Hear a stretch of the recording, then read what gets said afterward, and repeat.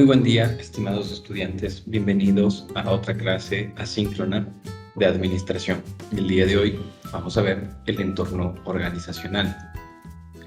El objetivo de esta clase es que entendamos los factores que están alrededor de la organización, lo que llamamos mercado, y cómo influyen dentro de la organización sus actividades, sus estrategias, sus herramientas, sus procesos, sus recursos. Vamos a empezar. Seguimos en Fundamentos de la Administración. Estamos en el 1.4, que sería el entorno organizacional, donde vamos a ver, como entorno organizacional, los factores económico, político, social y tecnológico. Vamos a empezar.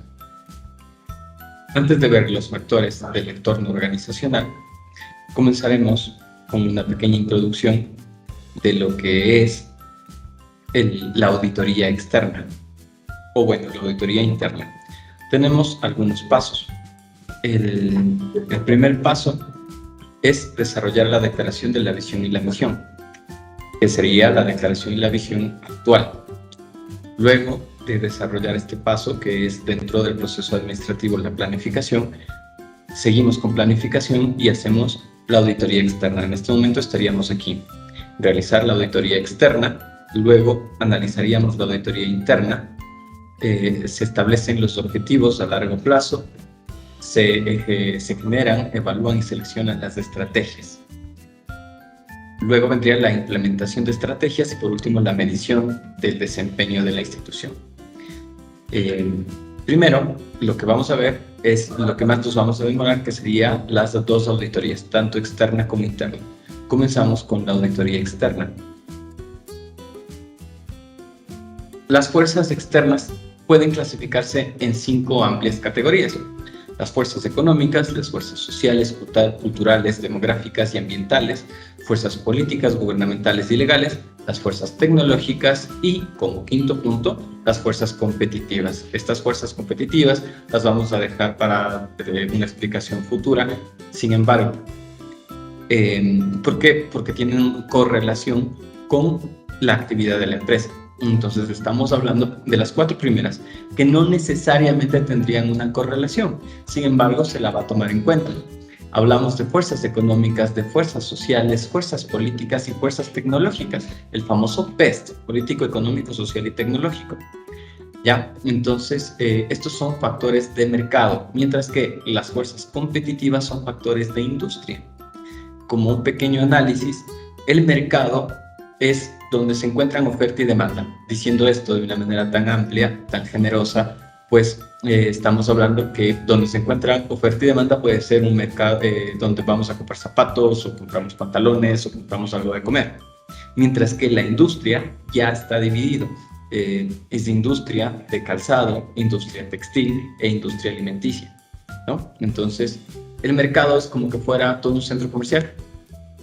La industria es cada uno de los locales. Entonces tenemos el patio de comidas, vendría a ser la industria alimenticia, el patio de diversiones o donde se puede tener juegos o jugar, play zone, así. Pues eso sería la industria de entretenimiento, industria de ropa deportiva, maratón, etc. Y así con cada local. Se presentan las relaciones entre las fuerzas y la organización, las tendencias y los eventos externos como los crecientes precios de los alimentos y la incorporación de poblaciones africanas al mundo en línea afectan de manera significativa los productos, los servicios y los mercados y las organizaciones de todo el orbe. Cuando hablamos de orbe, hablamos de planeta. Sí, cada vez que vemos una modificación en el cambio del ambiente, pues devienen a cuestiones en el ambiente externo, entonces, y que son necesarias para el análisis. Si es que cada vez tengo más personas, pues aumentaría el nivel social, el nivel económico, tendría que hacer diversos cálculos para ver cuánto me está afectando el crecimiento, como nos dice en este ejemplo, el de las sociedades africanas. Por ejemplo, la tasa de desempleo de Estados Unidos es aproximadamente del 10%, la más alta desde 1945. El 10%, tomemos en cuenta que en el Ecuador es del 42%. Cuando el país se contrajo a causa de la Segunda Guerra Mundial, Eso es en el 45. Entonces, la segunda más alta desde el 45. Obviamente, este 10% en el año en que se hizo este libro, que es en el 2009. Ya, esto está basado en el libro de Fred David de Conceptos de Administración Científica, de Administración Estratégica. En este tiempo, pues, fue muy alto. Tomemos en cuenta que este 10% sigue teniendo los subsidios que da el Estado. Entonces, el Estado subsidia a las personas por no garantizar el derecho al trabajo. El trabajo digno y remunerado es un derecho. Ya, si es que el Estado no puede garantizar que el ciudadano, en este caso estadounidense, tenga un trabajo digno y remunerado, pues es el mismo Estado el que tiene que pagar por ese derecho que no puede asegurar. Imaginémonos aquí, ¿ok? Entonces, por eso es lo que no se quita totalmente ciertos subsidios, porque la gente trabaja con el gas, la gente trabaja con la gasolina. Entonces, como no puedo dar los puestos de trabajo, asegurar que todos van a tener un trabajo, pues doy subsidios como herramientas, como facilidades para que las personas realicen su trabajo informal. Es una especie de, informal y formal, cualquiera de las dos. Es una especie de compensar como Estado el trabajo o la falta de trabajo. Todos los sectores están experimentando estos elevados índices de desempleo, excepto el educativo, el de servicio de salud y la burocracia. Muchos estadounidenses todavía recurren al trabajo de salario mínimo esperando que el dinero sea suficiente.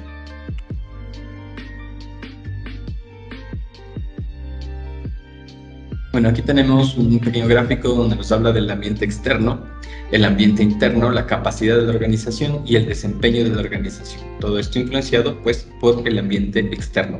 Los cambios ocurridos en las fuerzas externas se traducen en modificaciones en la demanda del consumidor, tanto en lo que concierne a productos y servicios industriales como de consumo. Las fuerzas externas afectan el tipo de productos que se desarrollan, la naturaleza de las estrategias de posicionamiento y segmentación de mercado, el tipo de servicios que se ofrecen y las decisiones de las empresas en materias de adquisiciones de ventas. Si, por ejemplo, recordamos hace algún tiempo, era el boom de los CDs y vendían CDs en todo lado, puestos llenos de CDs, grabados, los CDs con música. Actualmente eso ya no se ve. Ahora es el boom de los celulares y ahora lo que encontramos es lugares donde venden las micas, donde venden los protectores, los gorritos para el celular, donde venden esos aparatitos, las cámaras, cables, cargadores, ¿no es cierto? ¿Por qué? Porque el mercado ha ido cambiando. Ya no hay un lugar donde vendan CDs.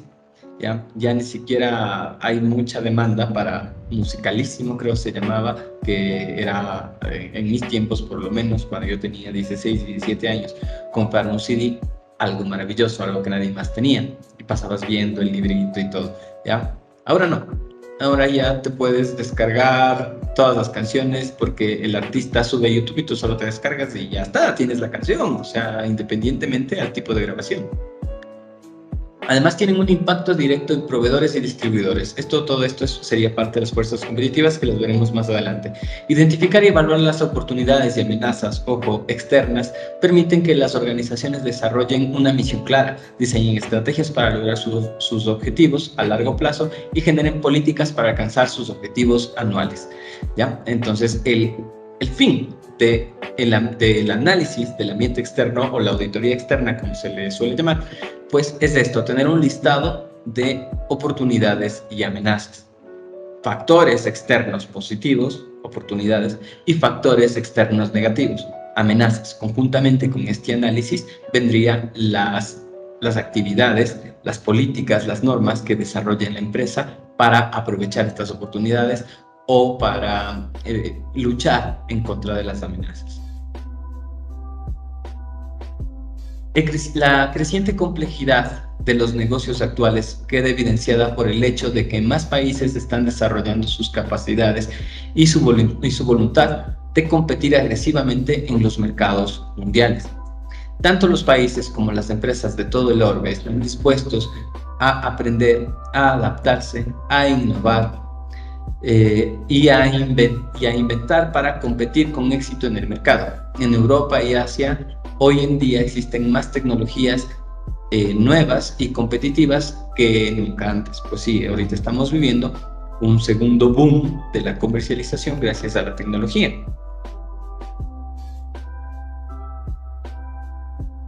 Relaciones entre la organización y las fuerzas externas claves. Entonces tenemos las fuerzas económicas, las fuerzas que estamos hablando en este caso el análisis PEST, un análisis de mercado, fuerzas económicas, fuerzas sociales, culturales, demográficas y ambientales, que todos se conoce o se resume como fuerzas sociales. Las fuerzas políticas, legales y gubernamentales, igual se resume como fuerzas políticas, y las fuerzas tecnológicas, esto es el famoso PEST. Las fuerzas competitivas tendremos otro análisis que se basará en las 5 fuerzas de Porter, en el modelo de las 5 fuerzas de Porter.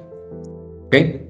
Dentro de el análisis de los factores externos, de las fuerzas externas, pues tendríamos que analizamos competidores pertenecientes a fuerzas competitivas, proveedores, fuerzas competitivas, distribuidores, competitivas, acreedores, fuerzas económicas, clientes, fuerzas competitivas, empleados, fuerzas competitivas, comunidades, fuerzas sociales, gerentes, fuerzas competitivas, accionistas, fuerzas competitivas, sindicatos, fuerzas políticas. Dentro de políticas tenemos legal, entonces ahí estaría. Gobiernos, fuerzas dentro de políticas tenemos gubernamentales. Asociaciones comerciales serían fuerzas sociales. Grupos con intereses especiales, fuerzas sociales. Productos, fuerzas competitivas. Servicios, fuerzas competitivas. Mercados, estaría dentro de fuerzas económicas, pero tendría que ver en económico, social, político y tecnológico. Medio ambiente, fuerzas sociales en la parte de ambiente. Todo esto, todo el estudio de los posibles factores, de estos factores críticos de éxito que los vamos a llevar, pues tendríamos oportunidades y amenazas para la organización.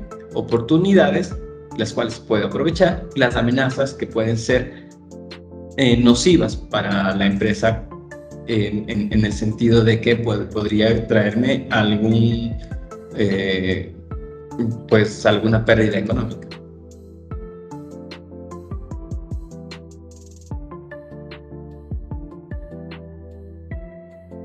Proceso para ejecutar una auditoría externa. Como señalamos antes, si los miembros de la organización participan en el proceso de administración estratégica, será más factible que la comprendan y se comprometan con ella, ¿ya? O sea, la participación prácticamente de todos. La gente aprecia tener la oportunidad de aportar ideas y obtener una mejor comprensión de la industria, los competidores y los mercados que se relacionan con la compañía en donde trabajan. Sí, realmente cuando nosotros les invitamos a una planificación, pues la gente se siente realmente incluida, se siente feliz de estar incluida. Para realizar una auditoría externa, la compañía debe comenzar por recabar datos relevantes sobre la competencia e información respecto de las tendencias económicas, sociales, culturales, demográficas, ambientales, políticas gubernamentales, legales y tecnológicas, ¿no? Entonces debemos estar al tanto de todo este punto.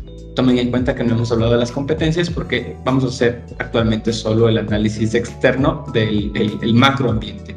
Cuando hablamos de macroambiente, estamos hablando de fuerzas económicas, sociales, culturales, demográficas y ambientales, fuerzas políticas, legales y gubernamentales y fuerzas tecnológicas. Esto es un macroambiente. Fuerzas competitivas, como ya cada vez estamos involucrando más del variable de la institución, de la empresa, de la organización, como ustedes quieran definirlo, conceptualizarlo, pues ese vendría a ser el microambiente, pero sigue siendo externo. Nada de esto es de la empresa, todo esto ya está dado en el mercado. Para ello se puede pedir a los empleados que monitoreen diversas fuentes de información como revistas, publicaciones especializadas, periódicos, para después emitir reportes periódicos a un comité de gerentes encargados de hacer la auditoría externa. Los proveedores, distribuidores, vendedores, clientes y competidores representan otra fuente de información vital que sigue siendo fuerzas competitivas, y eso veremos más adelante en el análisis de Porter o en el análisis de microambiente o análisis de industria también que se llama. ¿Ya? Una vez recopilada la información, debe ser asimilada y evaluada. Con este fin, es necesario realizar una reunión o una serie de reuniones de gerentes para que entre todos identifiquen las oportunidades y amenazas más importantes que enfrenta la compañía. Los factores externos clave pueden variar en el tiempo y según la industria. Otras variables comúnmente usadas incluyen la participación de mercado, la diversidad de los productos, de la competencia, las economías mundiales, las filiales extranjeras, las ventajas que ofrecen las patentes y las cuentas claves, la competitividad de precios, los avances tecnológicos, los cambios demográficos, las tasas de interés y la disminución de la contaminación. Todo esto, pues, parte del ambiente externo, que ya lo veremos más adelante. Empezamos con el factor económico. Los factores económicos tienen un impacto directo en el atractivo potencial de las diferentes estrategias. Por ejemplo, cuando las tasas de interés suben, los fondos necesarios para la expansión del capital se vuelven más costosos o inalcanzables. Además, a medida que las tasas de interés aumentan, el ingreso discrecional disminuye y la demanda de bienes discrecionales cae. Cuando los precios de las acciones se elevan, aumenta también la conveniencia de que los valores bursátiles actúen como fuente de capital para el desarrollo de mercados. Valores bursátiles son las acciones. Asimismo, cuando el mercado sube, la riqueza del consumidor y de los negocios aumenta. Vamos a ver las variables económicas que suelen representar oportunidades y amenazas para las organizaciones. Dentro de estas variables tenemos la disponibilidad de créditos, ¿sí? Entonces, ¿afecta esto al mercado? Totalmente. Me podría afectar tanto si yo quiero empezar a emprender, porque sé que hay créditos, sé que puedo adquirir un crédito para poner una empresa, mejorarla, expandirla, etc. Y también sé que existiría disponibilidad de créditos en el sentido de que pueden ser créditos de consumo. Entonces, me funciona. Hay ciudades que son, no netamente, pero específicamente comerciales, como por ejemplo dentro de Ecuador, la ciudad del Puyo, la ciudad del Tena, el Puyo más que el Tena. Si ustedes van al Puyo, es una ciudad totalmente comercializadora, no produce absolutamente nada. Habrá producciones de queso, de las tilapias, de estos jugos de caña de azúcar en los trapiches, pero de ahí una producción como para decirte se produce un vaso, se produce unas servilletas, realmente no. Hay empresas como Arboriente, hay empresas de comercialización. Entonces de ahí existe mucho crédito para consumo. Entonces te puedes comprar un carro, que es consumir, te puedes pagar deudas, sigue siendo consumo. ¿Por qué? Porque es algo que ya consumiste, ¿verdad? Deudas de tarjetas, etc. Entonces, que exista una disponibilidad de créditos, hablemos de Ecuador, a que no exista una disponibilidad de créditos, hablemos caso Argentina, o mejor dicho, caso Chile, que es caso de coyuntura actual, ¿no es cierto? No existen tantos créditos, el interés es muy alto, eso hace que las personas accedan muy poco. Nosotros tenemos muchos créditos gracias a nuestra dolarización. En fin, que exista muchos créditos, que exista una disponibilidad, una asequibilidad para que adquiramos los créditos, pues es decir, que las personas pueden consumir, que yo puedo crecer como empresa, puede ser un factor positivo, es una oportunidad para mí como empresa, ¿ok? Si les hablo en primera persona, disculpen, ya. Entonces, para mí como empresa es una oportunidad.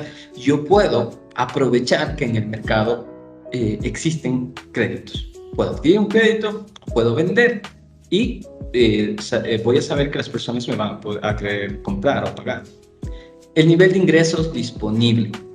Sabemos pues que en muchos países pues el ingreso es más alto, pero el modus vivendi también es más alto. El nivel de ingresos, si es que estuviéramos en un país tipo Venezuela, vamos, tipo Cuba, que es un mejor ejemplo. En Cuba, donde donde se supone todos tienen ingresos, pero una familia gana de 110 a 130 dólares en el año, familia, no es que yo me pueda ir a poner una empresa donde voy a vender celulares, donde voy a vender algo que tendrían que durar 5 años, toda la familia, sin comprarse una caja de chicles para comprarme un celular, ¿verdad? Entonces, posiblemente en Cuba esto sea una amenaza porque el nivel de ingresos no está disponible al ciudadano. De acuerdo. En Venezuela pasa algo similar, en Bolivia pasa algo muy parecido. Digamos acá, estamos nosotros en Ecuador, pero si vamos a hacer el análisis, estamos haciendo el análisis de Ecuador y vemos que sí existen ingresos. Y más que existir ingresos, existe la factibilidad de, ¿ok?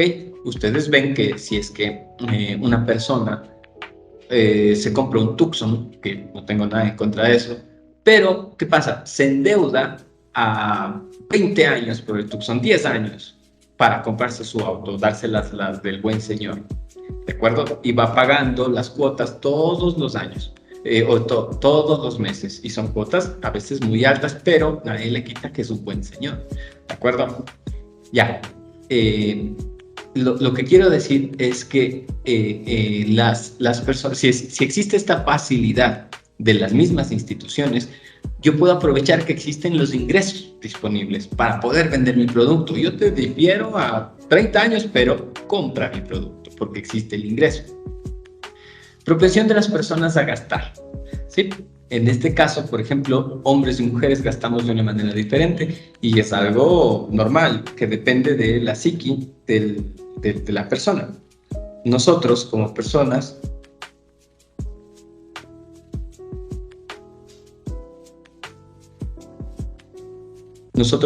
como seres humanos, pues somos muy diferentes. Por ejemplo, digamos que ustedes terminan una relación amorosa con alguien. Las personas gastan más cuando están deprimidas que cuando están de buenas. ¿Ya? Cuando no están deprimidas, las personas ahorran, tienden al ahorro. Cuando las personas están tristes, pues gastan, las mujeres van a comprar ropa, se van a maquillar y que cierran ciclos y se cortan el pelo y se hacen un nuevo cambio por si acaso este baboso me vuelva a ver y que me vea más guapa, me vea más tuneada, etc.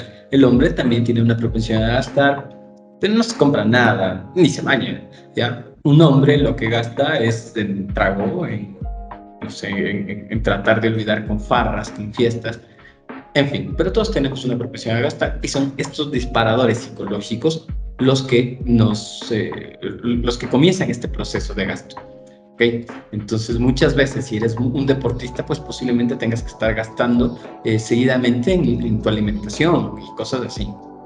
Las tasas de interés. Estamos hablando de un mercado donde exista acceso a créditos. Entonces va a haber tasas de interés.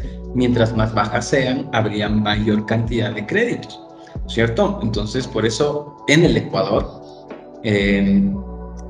las personas que adquieren un crédito ya no lo hacen mucho en los bancos. Porque la tasa de crédito de un banco, hablemos Banco del Pichincha, y les hablo de un promedio, ¿no? Porque desde el 12 hasta el 15, es un 14%. Es como un promedio. ¿Por qué se da esto? Porque es el banco más grande, porque hacen un análisis de riesgo y según este análisis, pues, ven si es que se puede dar y a cuánto sería la tasa. Pero en comparación, por ejemplo, a las cooperativas, ¿ya? Por ejemplo, la cooperativa, no recuerdo, preferible no vamos a decir nombres, también porque no me acuerdo, pero las cooperativas te cobran el 5, el 6%. Entonces, entre un 14 y un 6%, ¿verdad? Entonces sabemos dónde ir a sacar un crédito.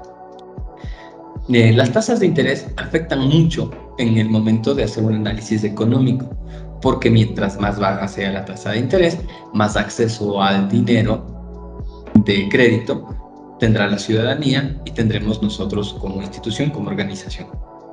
Las tasas de inflación. En este caso, mientras más baja la tasa de inflación, es algo positivo, es una oportunidad.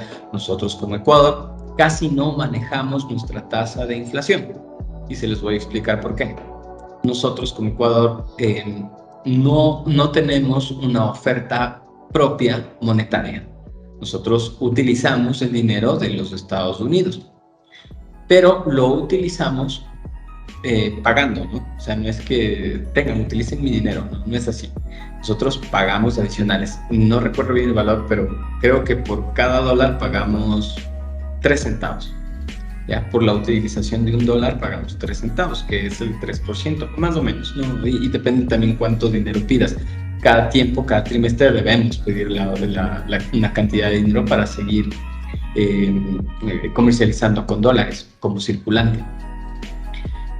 Nosotros como Ecuador no tenemos moneda propia debido a lo que pasó en el año 2000, que todos conocemos de este fenómeno llamado el periodo bancario, ¿no? Que fueron que los bancos sacaron mucha divisa del país, se fueron al exterior y a nosotros no nos tocó más que devaluar la moneda. Ya cuando se deprecia la moneda, no se devalúa, cuando se deprecia la moneda, ahí estamos creando inflación. La inflación vendría a ser la aceleración con la que cambian los precios dentro de un mercado de comercialización. Eso vendría a ser inflación. Por ejemplo, en Venezuela, que algo está a $1 ahora, mañana a $1.50, pasado a $2. Obviamente no en dólares, pero les estoy diciendo como ejemplo. Ya, en Ecuador ustedes compran hace unos 10 años, una bebida, un B220 les costaba $1. Actualmente lo siguen comprando y les sigue costando $1, ¿no? ¿Por qué será esto? Porque la carencia de nuestra propia moneda hace que los políticos, las personas que manejan la economía, no cometan actos, ya, entre comillas, ¿no es cierto? No cometan actos irresponsables que hagan que la economía del país pues vaya hacia abajo. Nosotros manejamos otra inflación, manejamos la inflación de otro país, Estados Unidos. No es que sea totalmente la inflación de Estados Unidos, nosotros manejaremos nuestra inflación del 10 al 25%, nada más. Pero realmente lo que más pesa en nuestra inflación es lo de Estados Unidos. Entonces, por eso se veía como un gran logro que Rafael Correa casi quiebre nuestro país siendo un país dolarizado. ¿Ok? Otro con estas ideas chifladas, pues pudiera haber quebrado del país, ¿ya? Y llámese Venezuela, por ejemplo, que no tienen dólar, Bolivia, Argentina fue la tercera mejor potencia mundial económicamente por encima de México. Y actualmente, en el puesto 80, gracias al socialismo, o sea, y a estas ideas de estos chiflados. ¿Ok? Entonces, bueno, la inflación tiene que ver eso. ¿Qué sería la inflación en términos normales? Lo que ahora nos cuesta $1 en enero. En el 1 de enero algo nos costó $1. Al 31 de diciembre nos sigue costando $1. Pero el 1 de enero del siguiente año nos cuesta $1.05. Quiere decir que la inflación del país en ese año fue del 5%. ¿Ok? Y si sigue siendo el 5%, para el siguiente año sería costaría $1.10, 12 punto algo, ¿no es cierto? 11 punto algo. ¿Por qué? Porque sería el 5% del 1.05 que antes costaba. ¿Ya? Entonces, bueno, sigamos. Las tasas de mercado de divisas. Nosotros como Ecuador casi no manejamos mucho este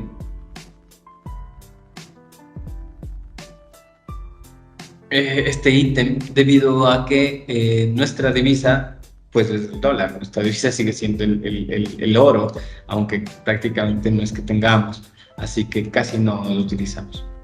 Esto no sería ni una oportunidad ni una amenaza, tampoco.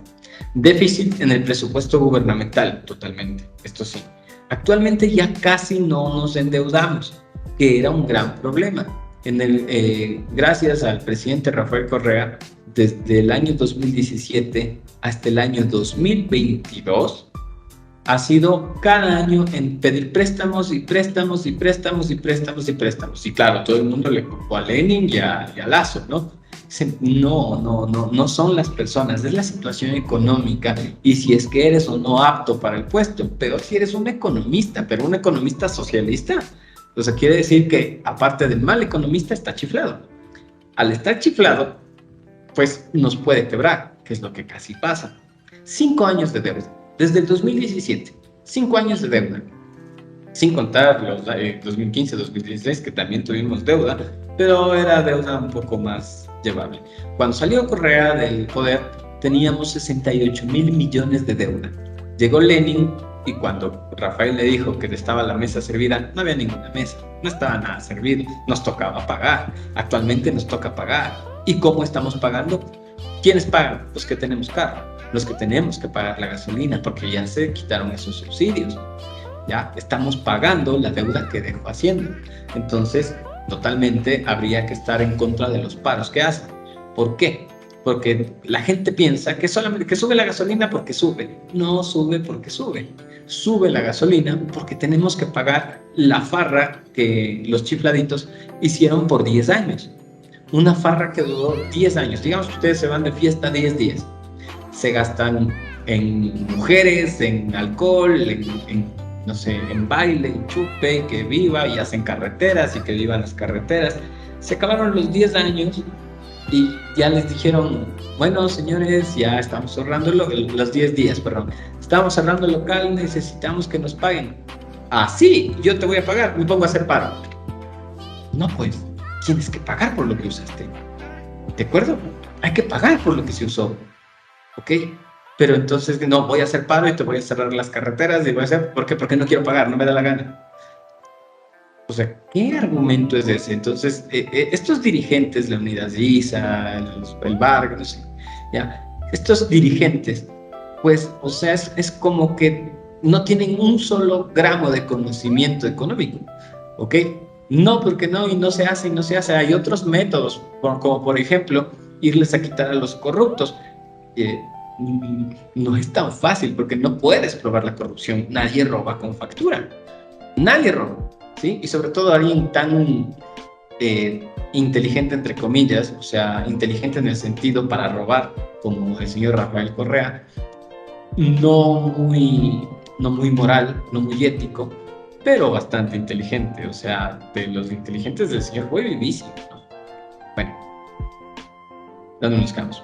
Tendencia del Producto Interno Bruto. Bueno, entonces era el déficit del presupuesto gubernamental. Cada año pues hemos estado con déficit. Este año también, entiendo yo, lo cerraríamos con déficit, pero dentro de algunos 2 años, un año, posiblemente para el año 2023, ojalá ya podamos cerrar sin déficit, que es el déficit que hayamos tenido más egresos que ingresos. ¿Ok? Este año también tuvimos préstamos, así que por eso es la preocupación de que sí podríamos cerrar con déficit. Aunque como ya se quitaron los subsidios del petróleo desde antes de la pandemia mismo, ¿no? Pues tal vez ya no estábamos gastando tanto, se ha recortado mucho el tamaño del Estado, se debería seguir recortando el tamaño del Estado porque no nos conviene generar generar puestos de trabajo dentro del Estado. No nos conviene como Estado, ¿ok? Nos conviene individualmente, eso sí, o sea, individualmente yo feliz con mi cargo, con mi puesto en el sector público, sí, pero como Estado realmente no nos conviene. Mientras más pequeño sea, pues es mejor el manejo, no por el pago de sueldos, sino por el cúmulo de situaciones alrededor, ¿ya? Y sobre todo porque yo como Estado te pago para que tú trabajes conmigo, pero yo no genero dinero. ¿Sí? Es como que ustedes tuvieran una tienda que regala cosas, no vende, regala cosas. Y ustedes dicen, necesitamos más gente. Y comienzan a contratar a más personas. Tú encárgate de los chicles, tú encárgate de los caramelos, tú encárgate de los refrescos, de las gaseosas, y comienzan a encargar más gente. Pero no gana dinero. El Estado no tiene ingresos de dinero. El único ingreso del dinero es el impuesto. Entonces, si hago más grande esta tienda, si hago más grande el Estado, tengo que cobrarte más impuestos, ¿ya? Para poder pagar a las personas, porque las personas no te van a trabajar de gratis, ¿ya? Entonces, por eso, mientras más pequeño sea, menos impuestos vas a pagar. O mejor utilizados podrían ser estos impuestos en obras, por ejemplo. En salud, el Estado ecuatoriano debe mucho dinero a la salud pública, al IES, Instituto Ecuatoriano de Seguridad Social, ASOLCA, así que hay que hacer más pequeño tamaño del Estado, es la solución. Tendencias del Producto Interno Bruto, que vendría a ser algo como el manejo del presupuesto. Nosotros analizamos la tendencia que puede tener el Producto Interno Bruto y de acuerdo a esto, pues fijamos un presupuesto del Estado. ¿Ya? Entonces vemos que el Producto Interno Bruto va así como en olas, ¿no? A veces sube, a veces baja, a veces sube, a veces baja. El Producto Interno Bruto, PIB, se mide al final de cada periodo de los 12 meses, al final del año. Vemos ahí cuánto fue el Producto Interno Bruto del país. Okay. Los patrones de consumo. Si analizamos los patrones de consumo, pues bien podríamos optar por un modelo de negocios. Actualmente los patrones de consumo están inclinándose hacia la tecnología, ¿no es cierto? A las aplicaciones, los Rappi, ¿cómo se llaman? Los Uber Eats, ¿ya? Todos este tipo de servicios, los Didis, los InDrivers, ¿ya? Entonces se está moviendo la tendencia hasta acá, que está muy bien, pero ya sabemos hacia dónde va la tendencia, ¿cierto? Más hacia la tecnología. Ya dejó un celular de ser un celular y es una herramienta de vida. Tendencias de desempleo. Nosotros como Ecuador, como les digo, tenemos casi el 42% de desempleo anual, ¿ok? No que va creciendo, pero tenemos ahí el 42%. Actualmente, y no es por defender a un gobierno de derecha, pero actualmente pocas personas están saliendo del desempleo. En este año salieron cerca de 200,000 personas de desempleo, año 2022. Están saliendo cerca de 2,000 personas de desempleo. ¿De acuerdo? Al salir estas 200,000 personas de desempleo, ¿es poco? Pues sí, tomando en cuenta que el 42% quiere decir que son cerca de 7 millones de desempleados en el país. 7 millones. Entonces, como en Estados Unidos, que son 350 millones de empleados, pero te dice 35 millones, 10% de desempleo. Sería 35 millones. Eso es casi 3 veces del Ecuador, 2 veces y un poquito más del Ecuador. Bueno, en nuestro caso, 7 millones es casi la mitad del Ecuador, ¿no es cierto? Es mucho, pero estamos hablando de la población económicamente activa, o sea, no entran bebés ni niños, ¿no es cierto? Entonces sería un 40% de las edades comprendidas entre 18 y 65 años, ¿ya? Y que no entren en grupos de discapacidades ni nada, que son cerca de 3 millones de desempleados. ¿Es mucho? Es un montón. Nosotros como Ecuador es un montón. Imagínense 3 millones de desempleados. Quito tiene 3,5 millones de habitantes. Imagínense todo Quito desempleado. Es un montón. ¿Ok? Bueno, hay gente que no quiere emplearse tampoco y que vive de lo que trabajan las otras personas. Por ejemplo, en las canastas familiares. Una canasta familiar, digamos que una familia típica de 3 personas. Trabaja uno y los otros 2 no trabajan. Bueno, estos otros 2 son considerados en el desempleo y esta persona es considerada como empleo pleno, ¿ya? Pero esta persona recibe el sueldo y llamemos que sea lo mínimo, $400, $425. Hay muchas veces que se ha escuchado, que vemos que, claro, el salario mínimo está en 425 y la canasta está en $800. O sea, es imposible, o sea, 750 por ahí, ¿no es cierto? 715 creo, no recuerdo exactamente el número. Pero digamos que está en $700, cerremos, $700 y la persona gana, cerremos, $400. Ya, bien o mal, no alcanza a los $700. Ya, este dato no es nada si no le comparamos con la realidad. La canasta que se está tomando en cuenta que tiene que ver gas, electricidad, la alimentación, hasta estudios, salud, ya todo esto es familiar y está calculada para una familia de 4 personas. ¿Ok? Entonces, a estos $700 tendríamos que dividirle para 4, que sería $175 aproximadamente. ¿No es cierto? Sí, $175, sí. y una persona gana 400, le alcanza suficientemente. ¿Ok?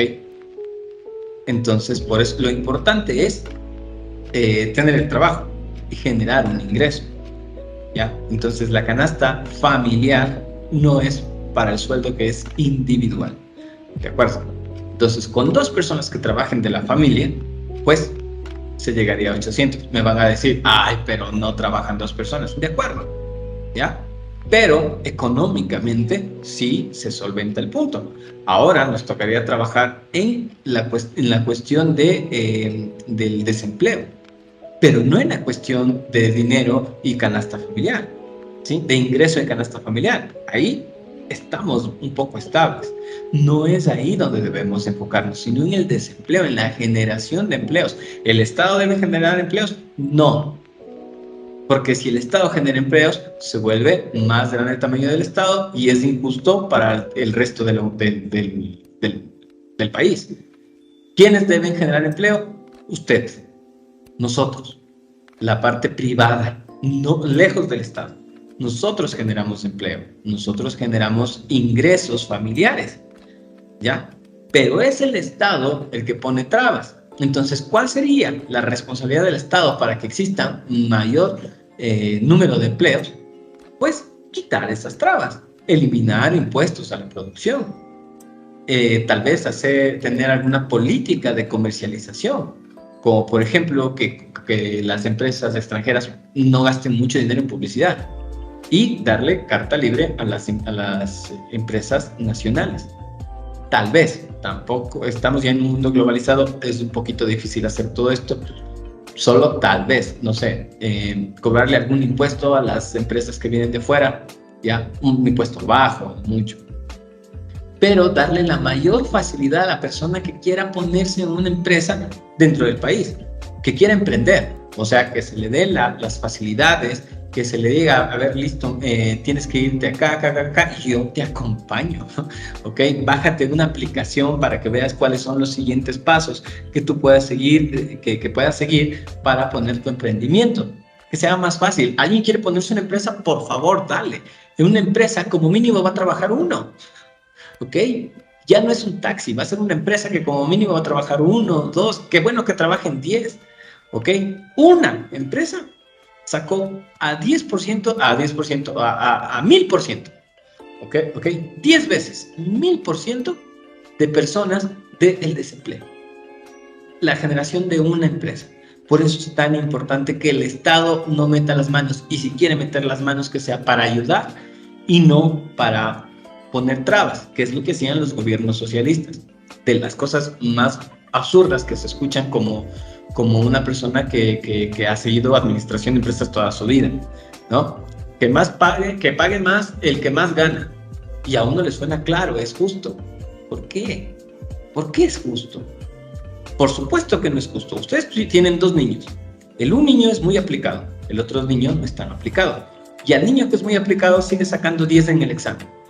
Ahora, como es tan aplicado, tú le vas a quitar el postre, ¿no es cierto? ¿Por qué? Porque hay que castigarle, ¿no es cierto? Tienes que pagar más, ¿a qué sacas más? Entonces te voy a quitar el postre. Automáticamente esta persona no va a querer seguir produciendo igual que producía. En vez de producir 10, va a comenzar a producir 8. ¿Para qué? Si igual me van a quitar. ¿Ok? Entonces hay muchos que no pagan impuestos. Sí, posiblemente hay muchos que no pagan impuestos, pero también Estado, por favor, sea un poquito más abierto con el sistema de impuestos. ¿Impuestos de qué? ¿Ok? Sigamos. Valor de la moneda nacional en los mercados mundiales. Esto no es ni una oportunidad ni una amenaza para nosotros porque no tenemos una moneda nacional. Creo que nos faltó niveles de productividad de los trabajadores. Claro, mientras más productivos sean, puede ser una oportunidad para nosotros si vamos a adquirir estos trabajadores. Tendencias en las bolsas de valores, pues puede ser una oportunidad o una amenaza dependiendo de la industria en la que estemos. Condiciones económicas internacionales, totalmente. Imagínense que la guerra ha hecho que suba nuestro petróleo, el conflicto que se tenía entre Rusia y, que siempre se me va el nombre, ¿no? Bueno, el conflicto ahí, Rusia, ¿no es cierto? Ya, Ucrania, gracias. El conflicto entre Rusia y Ucrania, esta guerra que se tenía, pues, aunque no lo crean, subió un poco el valor de nuestro petróleo, ¿sí? Porque se dificulta el traslado del petróleo, así que para nosotros, pues, se nos ha hecho un poquito más caro, ¿de acuerdo?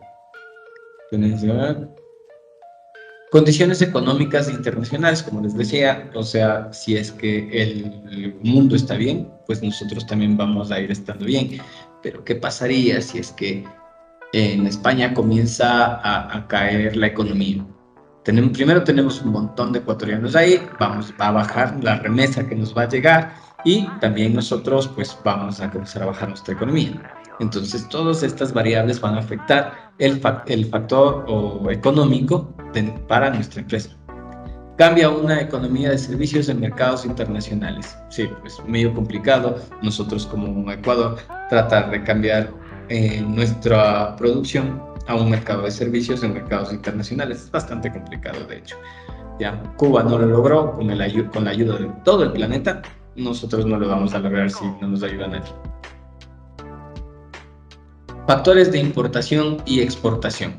¿Sí? Los factores pueden ser impuestos, subsidios, pagos, etcétera, que cada vez se vuelve más difícil importar y exportar por el millón de burocracia que debes torear, porque cada vez puedes exportar menos y que aumenta la seguridad, que desde cierta perspectiva estaría bien, porque si aumenta la seguridad en el momento de la exportación y de la importación, vamos a evitar que ciertos bienes que nosotros como país no los queremos aquí, como por ejemplo armas, porque aumenta la delincuencia, ya, o drogas, ese tipo de cosas, pues tal vez en eso sí se necesite. Pero debería aumentarse la revisión, porque las armas en cualquier lugar está prohibido exportar o importar. Los únicos que pueden importar y exportar armas son las Fuerzas Armadas, o sea, el Estado. La demanda cambia en diferentes categorías de bienes y servicios. ¿Ya? Entonces sí, para cada bien y servicio la demanda va a cambiar y eso puede traerme una oportunidad o una amenaza. Diferencias en los ingresos por región o por grupos de consumidores. Fluctuación de precios, ¿ya? Que vendría a ser también mucho que ver con la inflación. Exportación, importación de mano de obra y capital. La salida de divisas y la mano de obra sería la salida de personas. Políticas monetarias. Quiere decir la creación de dinero, en el sentido de producción de dinero, no creación de riqueza, es diferente. Una cosa es imprimir dinero y otra cosa es generar riqueza. El Estado debe generar riqueza, no necesariamente producir dinero. Nosotros no producimos dinero, estamos relativamente bien. Políticas fiscales, o sea, las regulaciones contables que se deberían hacer para el cobro de impuestos, seguido de la tasa de impuestos. Todo esto podría ser factores que aumenten las oportunidades o que aumenten las amenazas dentro o para la empresa. Políticas de la comunicación económica de la Comunidad Económica Europea, políticas de la Organización de Países Exportadores de Petróleo, de la OPEP, políticas de la coalición de países menos y adelantos del PMA. ¿Ok? Entonces, todos estos que ya vienen a ser ya como un conglomerado de asociaciones, también aumentarían o disminuirían las amenazas. Es de países menos desarrollados, ¿no? Políticas de la coalición de países menos desarrollados. Ventajas y desventajas de un dólar débil para las compañías estadounidenses. Seguimos en el tema económico, por eso nos estamos demorando, porque estamos en la parte económica, que es la parte fundamental, para mí más importante de este análisis. Ventajas de un dólar débil. Un dólar débil. Hay más exportaciones, claro, bajarían los precios y se exporta más. ¿Okay? Para nosotros no es tanto una ventaja eso, ¿no? Hay menos importaciones. Abarata los productos estadounidenses para los consumidores extranjeros. ¿Ok? Si el dólar se hiciera más barato. Actualmente el dólar es la moneda más alta que existe, ¿no? Más cara. siempre fue la moneda más fuerte, siempre fue la moneda más fuerte. Entonces me van a decir, no, pues el euro valía 1.7, la libra esterlina vale 2.1, 2.2, 1.9, 1.8, pero el dólar, el euro siempre 1.7, 1.6, se quedó en un récord de años de 1.6, 1.4, 1.3, y por primera vez creo están en el 1 a 1, creo que ya está un poquito hasta más bajo el euro, creo, ¿ok? A la fecha, 2022, septiembre. ¿Ya?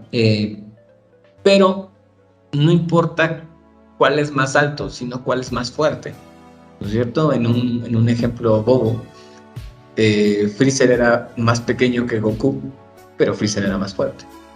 ¿Ya? La moneda más fuerte siempre fue el dólar, porque tenía un montón de variables. Primero, la economía del primer mundo de Estados Unidos, que el fuerte NOx, las reservas de plata y actualmente el petrodólar. ¿Ok? Desde el 98 el petrodólar, que pues ayuda a que el dólar se mantenga como se mantiene.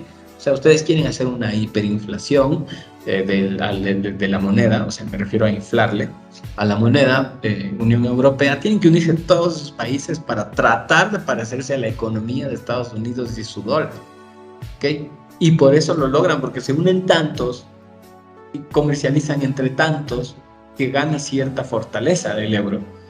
Pero el dólar no es que ha dejado de ser fuerte, jamás.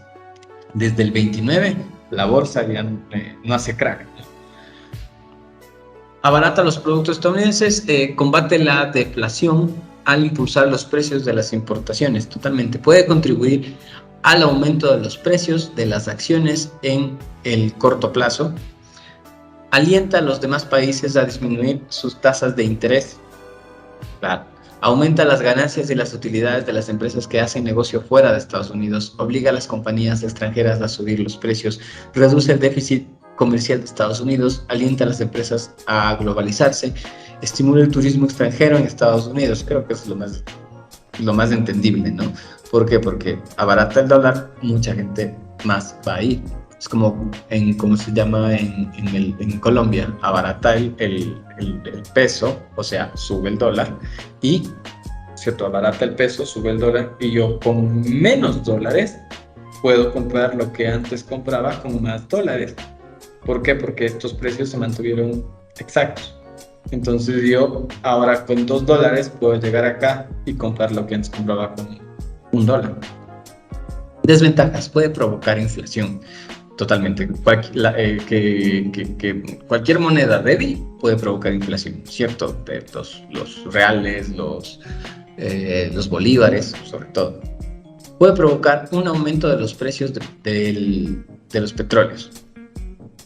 Puede debilitar al gobierno. Sí. Recordemos que nuestro sucre, $25,000, 25,000 sucres, $1, debilitó al gobierno y también tuvo que huir.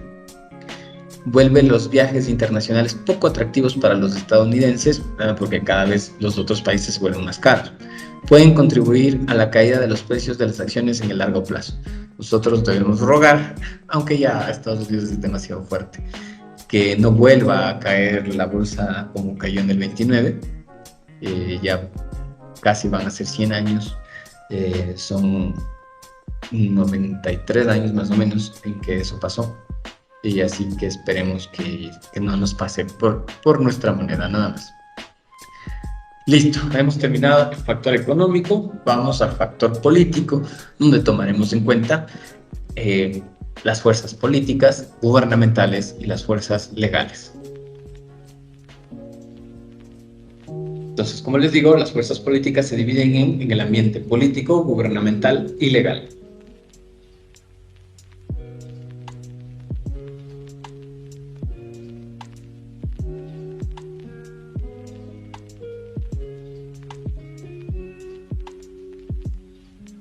Los gobiernos federales, estatales, locales y extranjeros son importantes reguladores, desreguladores, subvencionadores, empleados y clientes de las organizaciones. Por lo tanto, los factores políticos, gubernamentales y legales pueden representar oportunidades y amenazas claves para la organización de todo tamaño. La inestabilidad política en Medio Oriente podría provocar el alza global de los precios de petróleo, lo que daría como resultado inflación. El derrocamiento de los regímenes dictatoriales de Egipto, Túnez, Libia, Venezuela están expandiéndose a, bueno, si es que se votarían este tipo de dictaduras, pues también afectaría económicamente y sería sobre todo un punto político, gubernamental y legal que ayudaría mucho y que nos afectaría. En el caso de las industrias y empresas que dependen de gran medida de los contratos de subvenciones gubernamentales, los pronósticos políticos podrían constituir la parte más importante de las auditorías externas. Los cambios en las leyes de patentes, las legislaciones antimonopólicas, las tasas de impuestos y las actividades del cabildo pueden afectar significativamente a las empresas. La creciente dependencia entre las economías, los mercados, los gobiernos y las organizaciones vuelven imperativo que las empresas consideren el impacto que las variables políticas pudieran tener en la formulación e implementación de estrategias. Debemos tomar en cuenta en el ambiente político si es que los partidos políticos, las ideologías, ese tipo de cuestiones. En la parte gubernamental estamos tomando en cuenta el gobierno, las acciones. Y en la parte legal, obviamente, las leyes. ¿Qué es lo que puedo hacer? ¿Hasta cuándo lo puedo hacer? ¿Cómo lo puedo hacer? ¿En qué gobierno estoy? ¿Lo puedo hacer? ¿No lo puedo hacer? Veamos lo que me dicen las leyes, ¿no? Entonces, bueno, en 1864 se lanza el libro El Capital de Marx y Engels. En este librito, pues, es un librito de fantasía donde nos dicen que el edificio social se divide en el piso económico y en el piso social. ¿Ok? Entonces, al pasar el tiempo y al desarrollarse la administración, nos hemos dado cuenta que también después de lo social estaría lo tecnológico como otro piso, y por debajo de lo económico estaría lo político, lo gubernamental y lo legal. Por eso se llama el análisis PEST, porque sería político, económico, social y tecnológico, diciendo que la tecnología depende de la sociedad, tanto de su evolución como de sus necesidades. Lo social depende de lo económico, ¿sí? O sea, de los ingresos, etcétera, de los factores que vimos. Entonces, el tipo de sociedad que existe por lo económico. Marx decía que la sociedad se divide en burgueses y obreros, ¿cierto? Burgués y obrero. ¿Por qué? Porque la economía te decía de una manera muy limitada, o tienes dinero o no. Entonces, tienes dinero, burgués; no tienes dinero, obrero, punto. Así se divide y se acabó. ¿Ya? Ahora sabemos que no. Con todo lo que pasó al inicio de este siglo, del siglo anterior, en la década del 10, desde 1911 hasta 1914, la guerra de los levantamientos en Rusia, el asesinato del zar Nicolás, el levantamiento de los bolcheviques, los movimientos del bolchevismo, pues se utilizó la creencia de Marx, de burgueses y obreros, como un movimiento político.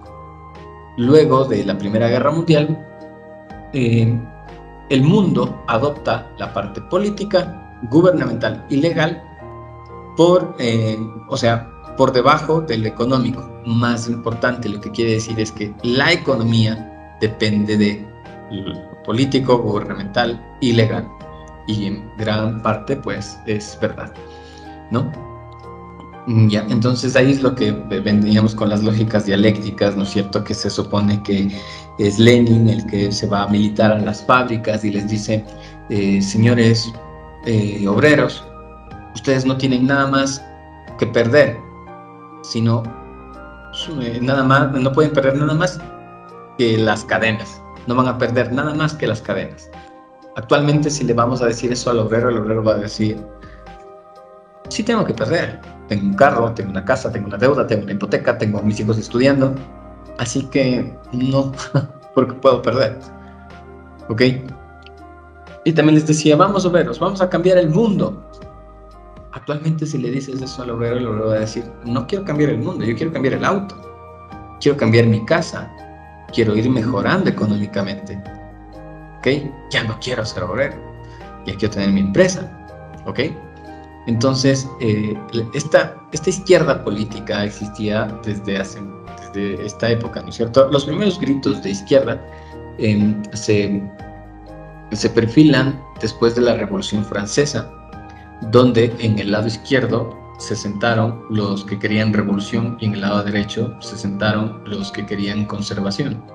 Entonces, los que querían revolución era el famoso movimiento anarquista, que es una de las principales escuelas teóricas de la posición política de izquierda. Y en la derecha estaba el conservadorismo, que es de las principales, ¿cierto? Ahora la derecha ya se divide en conservadorismo, liberalismo y nacionalismo, mientras que en la izquierda tenemos el marxismo, el maoísmo, el fundamentalismo y el mismo que sería el anarquismo, ¿cierto? O sea, las fuerzas anarquistas. Entonces utilizaban la lógica dialéctica de que el obrero está siendo explotado por el burgués y que hay un sistema que lo permite. Este sistema sería el sistema capitalista o el sistema de capital, ¿ok? Que es lo que decía Marx. Sí, entonces decía, obrero, usted está siendo oprimido por el burgués a través de un sistema que es el sistema de capital, que es el que lo permite. Entonces, actualmente, como ya no podemos ir a las fábricas a decirles, vamos a cambiar el mundo, no tenemos nada más que perder, nada más que nuestras cadenas y ninguno de este tipo de aforismos simpáticos, pues ya no se puede decir eso, ya el obrero ha dejado de ser útil para los movimientos de izquierda. Actualmente se utiliza otro público. Entonces se les dice, ya no podemos con lo económico, vamos a lo social.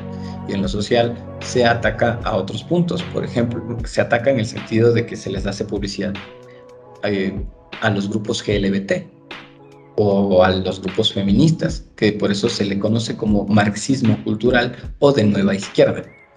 Entonces es como decirle a las feministas, ¿no es cierto? A ver, mujer, usted ha estado oprimida por el hombre, ¿no es cierto? Y hay un sistema que lo permite, el sistema patriarcal. Es exactamente lo mismo. Obrero, usted está siendo oprimido por el burgués y hay un sistema que lo permite, sistema de mercado, sistema de capital. Bueno, ahora es mujer, usted está siendo oprimida por el hombre y hay un sistema que lo permite, que es el sistema patriarcal. Bueno, vamos a alguien más. Señor homosexual, usted está siendo oprimido por el heterosexual y hay un sistema que lo permite, que es el heteronormativo. Entonces es la misma lógica dialéctica que ha utilizado la izquierda toda la vida, ¿no es cierto? O sea, decir, no es mi culpa, es culpa de él que me oprime. No es mi culpa que yo sea pobre, es culpa del rico que yo sea pobre, ¿verdad? O sea, los fracasos que yo he tenido en mi vida no son mi responsabilidad, la responsabilidad recae en el mercado, como que yo tuviera que darle moralidad al mercado, pero como que el mercado tuviera que darme moralidad a mí, soy yo el que le tiene que dar moralidad al mercado, no aceptando coimas, no comercializando productos que no se pueden comercializar, ¿de acuerdo? Soy yo el que tiene que darle moralidad al mercado, no esperar que el mercado me dé moralidad a mí, o sea, imposible. Entonces, a lo largo de la historia, pues como hemos visto, lo político deviene lo gubernamental y lo gubernamental pues pone las leyes para que se rija el país y la economía pues está delimitada por las leyes de un país. Vamos al factor social. Los cambios sociales, culturales, demográficos y ambientales tienen un fuerte impacto en casi todos los productos, servicios, mercados y clientes. Las organizaciones pequeñas, grandes, lucrativas y no lucrativas de todas las industrias están viéndose sacudidas por las oportunidades y las amenazas que surgen a partir de los cambios en las variables sociales, culturales, demográficas y ambientales. El mundo actual se ha transformado de las más diversas formas y el futuro promete cambios aún mayores. Las tendencias sociales, culturales, demográficas y ambientales están dando forma a la manera en la que vivimos, trabajamos, producimos y consumimos. Las nuevas tendencias dan lugar a un tipo diferente de consumidor y por consiguiente provocan el surgimiento de una necesidad de productos, servicios y estrategias distintos. En buena parte del mundo actual, el número de hogares conformados por personas que viven solas o que comparten el espacio con compañeros con quienes no tienen parentesco alguno es mayor que el de hogares constituidos por parejas casadas y con hijos. Además, la cantidad de gente que hace sus compras online es cada vez mayor. Los cambios culturales, demográficos, ambientales y ecológicos, sociales, tienen un fuerte impacto en casi todos los productos, servicios y mercados de clientes. Las organizaciones pequeñas, grandes, lucrativas y no lucrativas de todas las industrias están viéndose sacudidas por las oportunidades y las amenazas que surgen a partir de los cambios en las variables sociales, culturales, demográficas y ambientales.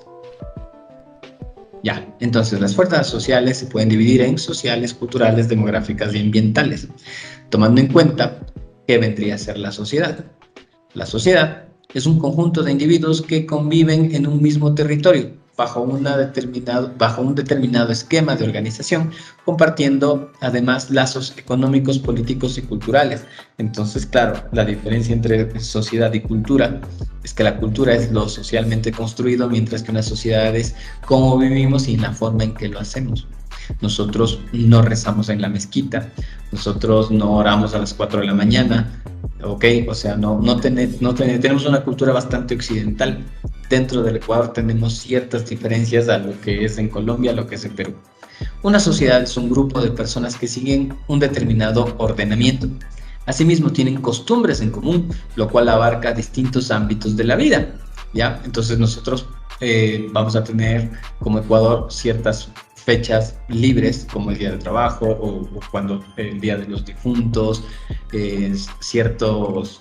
Nosotros aquí no vamos a festejar el 4 de julio, pero sí el 10 de agosto, ¿ya?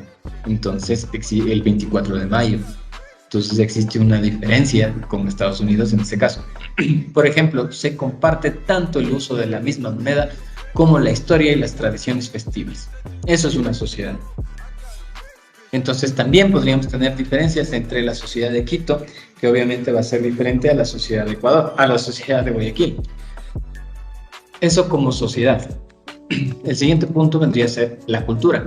La cultura se refiere al conjunto de bienes materiales y espirituales de un grupo social transmitido de generación en generación a fin de orientar las prácticas individuales y colectivas. No olvidemos que la cultura es el constructo de, ¿ok? Entonces yo culturalmente creo algo. Incluye lengua, procesos, modos de vida, costumbres, tradiciones, hábitos, valores, patrones, herramientas y conocimiento. Por ejemplo, la cultura de nuestra alimentación, la cultura de nuestras fiestas, de nuestros bailes, etcétera, como vemos en el dibujo, ¿sí? Las culturas se crean alrededor de algo. Por ejemplo, la cultura cristiana, ¿ok? Entonces, no es que es una cuestión de fe, sí, pero es muy diferente la fe a la cultura que se desarrolla por esa fe. Por ejemplo, Navidad, ¿ya? O los 10 mandamientos, o creer en una deidad, y que me voy a la iglesia, y que hay el bautismo, y que viva el taita del guagua, etcétera, ¿no es cierto? La confirmación es la comunión, tienes que ser mi hijado, mi padrino, ¿cierto? Ya, todo esto es algo que yo construí alrededor de la fe. Vamos a otro ejemplo. ¿Han visto las personas que se visten de negro y que usan el cabello largo? Son hombres con las barbas y no sé si aretes, las uñas medio largas y siempre están de negro y todo, ¿no es cierto? Que es una cultura, es una construcción que se ha hecho como sociedad. Les llamamos rockeros, pero se construye alrededor ¿de qué? De la música, del rock. Gracias a esto se creó una cultura adicional. ¿Ok? Entonces la cultura es algo que nosotros como seres humanos hemos creído. El Inti Raymi, este tipo de situaciones las hemos creado por las fiestas del sol, cosas así. Cada cultura encarna una visión del mundo como respuesta a la realidad que vive el grupo social. No existe, por lo tanto, ningún grupo social carente de cultura o inculto. Lo que sí existe son diferentes culturas y dentro de estas diferentes grupos culturales, aún con respecto a la cultura dominante. La variable demográfica. A ver, cuando hablamos de sociales estamos hablando de la sociedad, ¿cierto? Idioma en común, tipo de moneda en común, etcétera, leyes en común, eso es sociedad. Cultural es la construcción de la sociedad, que es lo que la sociedad construye. Entonces nosotros somos multiculturales porque nosotros como una sola sociedad tenemos varias culturas, varias construcciones. Un semáforo es un bien cultural, sí, porque nosotros lo construimos. No salió de la naturaleza, no salió de un huevo, no lo parió un animal, no cayó del cielo, no salió de la tierra. ¿De acuerdo? Entonces es un bien que nosotros lo construimos. Es rojo, amarillo, verde. ¿Podría ser fucsia, marrón y celeste? Sí, porque esto es un convenio social. Nosotros convenimos que sea rojo, amarillo, verde. Y nosotros sabemos las órdenes que tiene cada uno, casi de memoria, o de memoria, o instintivamente, ¿verdad? Y a nivel mundial. ¿Pero por qué? Porque nosotros convenimos. Creamos, hicimos parte de nuestra cultura mundial que sea así. Las cuestiones demográficas no es otra cosa sino cómo se divide la sociedad, ¿ya? La cultura es la construcción de la sociedad, la demografía es cómo se divide la sociedad y lo ambiental es la responsabilidad de la sociedad. La demografía es cómo se divide la sociedad, lo que quiere decir es que ¿cómo nos podemos dividir? Pues en razas, en sexo, en género, que no es lo mismo. La demografía es una ciencia social y sus estudios sobre la población humana pueden ser de forma comparativa o cuantitativa, ¿cierto? Es para comparar. La demografía se auxilia de la estadística y la utiliza como una herramienta fundamental para realizar los estudios sobre los datos obtenidos y para poder realizar comparaciones necesarias. Tiene que ver con el análisis de la estructura, la evolución, las características y el tamaño de la población humana, ¿sí? Es prácticamente para dividir, o sea, cuántos niños, cuántos hombres, cuántas mujeres, cuántos adolescentes, cuántos ancianos, cuántos gays, cuántas lesbianas, cuántos travestis, etcétera, ¿no es cierto? Entonces, una cosa es la sexualidad, donde vamos a dividir al ser humano en hombres y mujeres, y otra cosa es el género. Y ahí sí vamos a dividir en G, L, B, T, Q, Q, Q, Q, Q, Q, Q, Q, Q, Q, más. ¿No es cierto? No me sé todas. Cada día sacan diferentes. Entonces, bueno, este tipo de divisiones se trata la demografía. También podríamos dividirlo en razas. En el Ecuador, por ejemplo, del 5% blancos, del 70% mestizos, del 10% negros, etcétera, ¿no? Los aspectos ambientales, como les dije, es realmente la responsabilidad que tiene la sociedad. Es el estudio de las condiciones físicas y ambientales en el lugar de trabajo. Estas condiciones influyen en el desempeño de las actividades a realizar. La ergonomía ambiental se centraría en análisis del ambiente térmico, acústico, vibratorio, lumínico, etc. Los factores ambientales se refieren a los elementos ambientales que constituyen la interrelación, la cual condiciona la dinámica de la vida de la Tierra en la Tierra. Además, es considerado como agentes y acciones naturales que tienen el potencial para contaminar componentes ambientales de manera individual o hábitat en conjunto. Bueno, vamos a ver las variables. Variables sociales, culturales, demográficas y ambientales. Tenemos la tasa de natalidad. Estamos hablando no ni de cultura ni de demografía. Estamos hablando de una variable social. Número de matrimonios, divorcios, nacimientos, defunciones, todo sigue siendo social. Vemos como si aumenta la tasa de natalidad, pues podría ser una oportunidad si estoy vendiendo pañales. Ya, tasa de inmigración y emigración, variable social. Estilos de vida, ya comienza a verse un poco cultural. Zonas urbanas marginales, variable social. Ingreso disponible promedio, variable social. Actitudes hacia el trabajo, actitudes hacia el gobierno, actitudes hacia el trabajo, hábitos de compra, preocupaciones éticas, son variables sociales. Actitudes hacia el ahorro, actitudes hacia la inversión, todas estas hasta acá son variables sociales. Igualdad racial, y estamos hablando de demografía. Uso de métodos anticonceptivos, puede ser cultura demografía y sociedad. ¿Por qué? Porque por cultura, por ejemplo, los testigos de Jehová no utilizan métodos anticonceptivos, ¿no? O sea, culturalmente pertenezco a cierto grupo, a cierta división de la sociedad, que yo no utilizo estos métodos anticonceptivos. ¿Ya? Nivel educativo promedio social. Regulación gubernamental social. Actitud hacia la calidad de productos, actitud hacia el servicio del cliente, puede ser cultural y social. Cambios de la población por raza, edad y sexo. Esto sería demográfico. Cambios regionales en gustos y preferencias, puede ser social y cultural, más cultural. Reciclaje, eso sería ambiental. Manejo de desechos, ambiental. Contaminación del aire, ambiental. Contaminación del agua, ambiental. ¿Ya? Entonces, por ejemplo, también podríamos poner preocupación por las etnias, ¿sí? Venta hacia la tasa de natalidad dentro de una etnia o de los que son los grupos no contactados. Todo eso ya sería cultural. Por último, el factor tecnológico.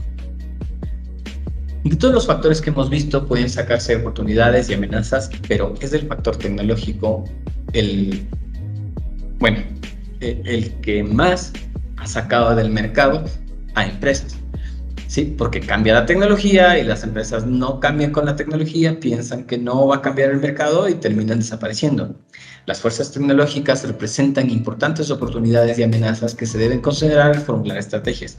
Los avances tecnológicos pueden afectar significativamente los productos, los servicios, los mercados, los proveedores, los distribuidores, los competidores, los clientes, los procesos de fabricación, las prácticas de marketing y la posición competitiva de la organización. Además, tienen la capacidad de crear nuevos mercados. ¿Ok? Entonces los celulares es un nuevo mercado. Hace 40 años no había mercado, bueno, un poquito más. Hace 50, 60 años no había mercado de smartphones. ¿Ya? Hace 30 años ya hubieron mercados de celulares. Ya en unos 10 años más, tal vez el mercado igual siga siendo dinámico y vaya a cambiar a otro tipo de dispositivo o un dispositivo ya biológico que sea dentro de nosotros, ¿sí? Manejar el celular sin necesidad de que te roben debería ser genial. Pero bueno, vamos viendo cómo el factor tecnológico causó Blockbuster, que aumenta la tecnología y ellos tuvieron que salir de mercado. BlackBerry tuvo que salir de mercado. Y las empresas que salen a veces porque no están a la par del resto de empresas que sí empiezan a evolucionar y que gastan en investigación y desarrollo. Bueno, toda empresa debería gastar en investigación y desarrollo. Bueno, sin embargo, estas empresas, el factor tecnológico es de los pocos factores o el único de los factores o el que mayor probabilidad tenga de sacar una empresa del mercado.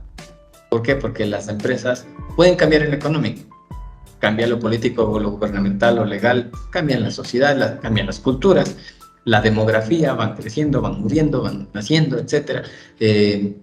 Cambia el ambiente, pero no depende mucho, eso es del mercado. Pero si cambia la tecnología, que es parte del mercado, y yo no crezco con el mercado, no estoy a la par de, sigo anotando los que me deben en un cuadernito en vez de una hojita de Excel, no manejo mis inventarios con algún programa, ¿verdad? Pues yo puedo salir del mercado, como es el caso de los ejemplos que ya les he indicado. Listo. Una vez visto los factores político, económico, tecnológico y social, vamos a ver el análisis PEST, que tiene que ver con estos factores.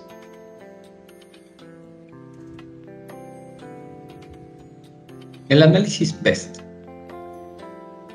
o el análisis político, económico, social y tecnológico. Estos de aquí no son importantes para nosotros. ¿Qué vamos a ver? ¿Qué es lo que vamos a hacer? Vamos a escoger el nombre de una empresa y vamos a desarrollar el análisis PEST de esta empresa, donde en estos cuadraditos de aquí vamos a ir escribiendo 5 muy negativo, 1 poco negativo. Entonces vamos.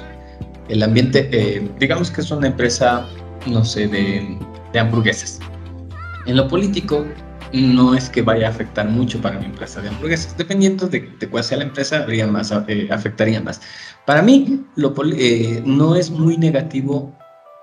Perdón, no es muy negativo, claro, es poco negativo el ambiente político en cualquier institución, creyéndole yo. ¿Por qué? Porque vemos que existe una estabilidad. Y no solamente por este gobierno, si es que estuviera un gobierno de la izquierda, también existiría una estabilidad. ¿Ok? El problema sería cuando, por ejemplo, haya probabilidad de golpes de Estado y este tipo de situaciones donde exista mucha inestabilidad en lo político, en lo gubernamental, en lo legal, que vayan cambiando las leyes día tras día. Entonces, de eso era, por ejemplo, cuando estaba Correa, se cambiaba la constitución, cambiaban las leyes y cada rato teníamos consultas ya para darle más poder y más poder al Ejecutivo. Y en ese momento, hacer un análisis PEST, en lo político debía haber sido 5, muy negativo. Actualmente, como ya existe una tendencia, como ya va algún tiempo el gobierno, etcétera, no habría mucho, ¿no es cierto? Aunque no sabemos algún paro, aunque ya las condiciones están dadas, las cartas están jugadas, no sabemos si habrá algún otro movimiento económico. Actualmente, para el día de hoy, 1 de septiembre de 2022, yo creería que sería en la parte política un 3 o un 2. Yo diría un 3. Bueno, un 2. Ahora, uno de sus compañeros, porque este trabajo lo tienen que hacer en grupo, dice, no, para mí sí es un 3. Y el otro compañero dice, para mí también es un 2. Entonces lleguemos a un acuerdo. Sumemos 2 más 2 más 3 serían 5, 6, 7. Eso dividido para 3 sería 2.6. 2.3, si no me equivoco, ¿no? ¿Ya?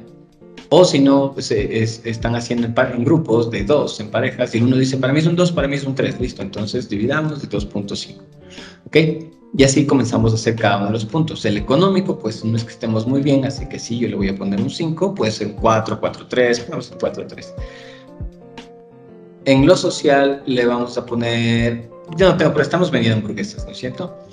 En lo social vamos a ponerle cualquier persona me puede ocupar en lo social. Bueno, tal vez existe por esta parte de lo ambiental gente que ya comer carne es malo y matarle al animalito y que no sé qué, ¿no es cierto? Pero tampoco es tanto. Vamos a ponerle que es muy poco negativo, que es un poco negativo, que es 2. Ya, creo que le estoy poniendo, ya, con coma, por favor, no con punto, porque ese es el problema. Ya, entonces vemos cómo comienza a dispersarse los nodos o los puntos. Y en lo tecnológico, para hamburguesas es medio complicado, o sea, no le veo muy negativo. Entonces también 1.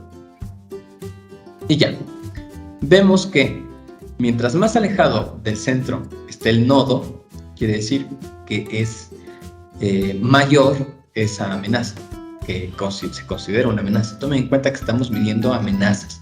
Por eso me dice, ¿es muy negativo o es poco negativo? Pero en ningún lado me dice que sea positivo. ¿Ya? Entonces aquí tenemos factores para la puntuación, que sería lo político, lo económico, lo social y lo tecnológico. ¿Ok? Y acá vamos a tener el resumen de cada ambiente.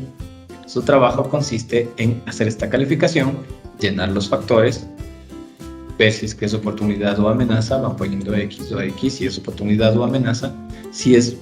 ¿Cómo sabemos si es oportunidad o amenaza? Si es que está por debajo de 3, se vuelve amenaza. Si es que está por encima de 3, se vuelve, si es que está por encima de 3, se vuelve amenaza. Entonces tenemos una sola amenaza. O sea, un solo lugar donde va a haber amenazas. Si está por debajo de 3, se volvería oportunidad. ¿Ok? Ahora, no quiere decir que no haya amenazas si es que tiene 2. A ver, si tiene 1 y 2, quiere decir que como es poco negativo, va a haber mayor cantidad de oportunidades, porque es poco negativo. ¿Ok? Va a haber más oportunidades que amenazas. Si tuviera 3, debería haber las mismas oportunidades que amenazas. Si tuviera 4 o 5, debería haber más amenazas que oportunidades, por simple lógica, ¿no es cierto? No puedes decirme que en el tecnológico tienes 1 y me pones 4 amenazas. Pero me dices que no es muy negativo y es el que más amenazas tiene. No tiene coherencia. ¿Ok? Entonces, el número de amenazas y oportunidades debe ir a la par con el número que nosotros estamos poniendo. ¿De acuerdo? Ya, entonces aquí en el ambiente político hacemos un resumen. Yo aquí ya les he puesto un ejemplo para que ustedes vean, incluso les he puesto el ejemplo de la empresa, un restaurante en Guaranda.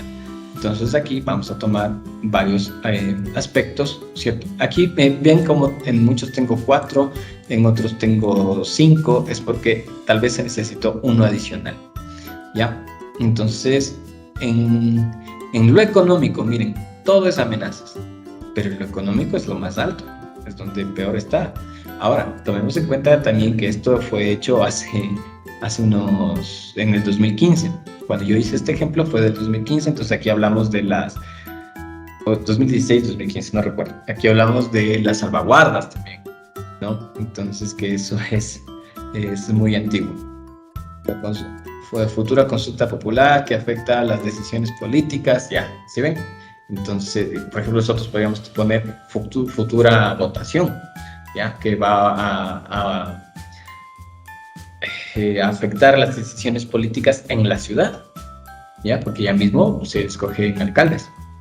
Bueno, entonces eso sería. ¿Cómo hacemos los factores? Vamos viendo cada uno de los puntos en el político. ¿Ya? Aquí sería social, que sería social, cultural, demográfico y ambiental o ecológico. ¿Ya? Entonces, solamente que no está escrito. Económico es tal cual, tecnológico es tal cual. Ya. Aquí está salvaguardas, ¿no? Es lo que les decía. Entonces, ¿cómo creamos? Vamos escribiendo como factores. Si es que tenemos datos, mucho mejor. Por ejemplo, la población de Guaranda tiene un crecimiento medio del 1.9%, lo cual puede ser una oportunidad. El turismo nacional por visitas de parientes y amigos es del 38.80%, que puede ser una oportunidad, ¿ya? Entonces, todos los factores, pues, tienen que ver con el ambiente del que estamos analizando.